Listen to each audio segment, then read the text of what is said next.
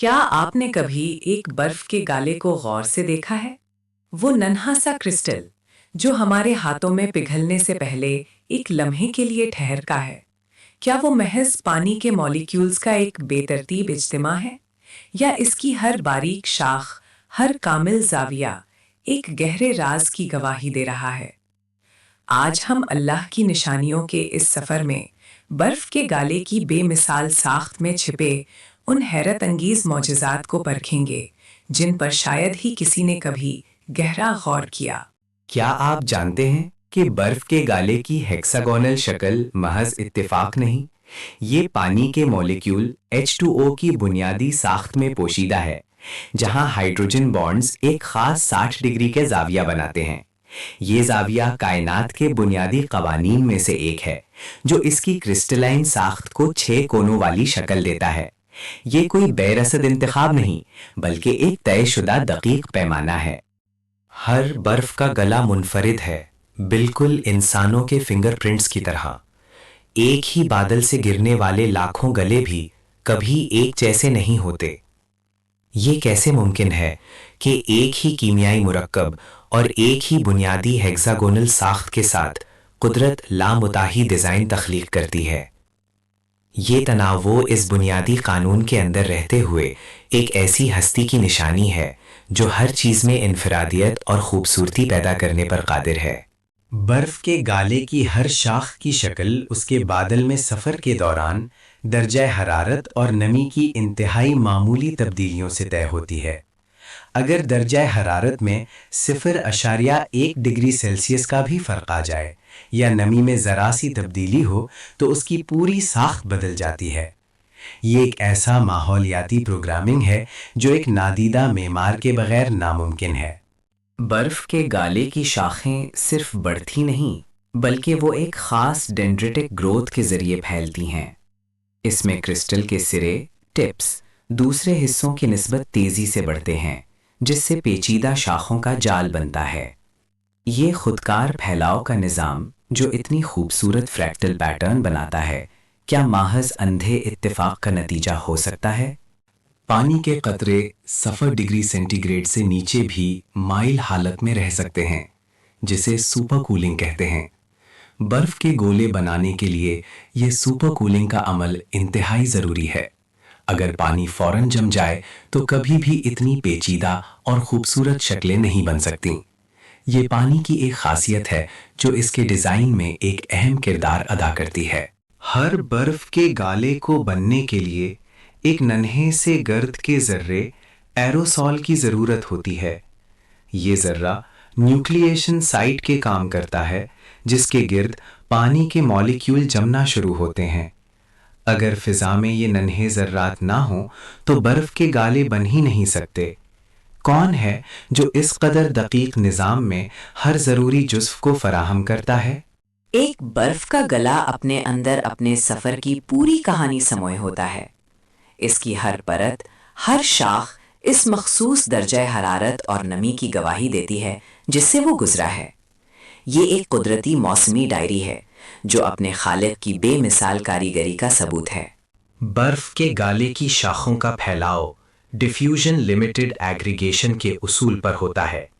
پانی کے بخارات کے مالیکیول کرسٹل کے بڑھتے ہوئے سروں سے زیادہ تیزی سے جڑتے ہیں، جس سے بیرونی نمو ہوتی ہے اور اندرونی حصے خالی رہ جاتے ہیں۔ یہ ایک پیچیدہ ریاضیاتی عمل ہے جو بے ترتیب لگنے والے مالیکیولز کو ایک منظم اور خوبصورت شکل میں ڈھالتا ہے۔ برف کے گالے کی شاخوں کے اندرونی زاویے بھی اکثر 60 یا 120 ڈگری کے ہوتے ہیں، جو اس کی بنیادی ہیکسا ڈیسیمل کرسٹل ساخت کی عکاسی کرتے ہیں۔ یہ سالماتی سطح پر موجود ایک خاصیت کا مائکروسکوپی پیمانے پر ظاہر ہونا ہے، جو ہر سطح پر ایک ہی ڈیزائنر کے دستخط دکھاتا ہے۔ انسان مصنوعی بارش برسانے کے لیے کلاؤڈ سیڈنگ کی کوشش کرتے ہیں، لیکن وہ کبھی بھی قدرتی برف کے گالوں جیسی پیچیدہ اور کامل شکلیں نہیں بنا پاتے۔ یہ ہماری محدود صلاحیتوں کو ظاہر کرتا ہے اور قدرتی عمل کی بے مثال درستگی اور خوبصورتی کو اجاگر کرتا ہے۔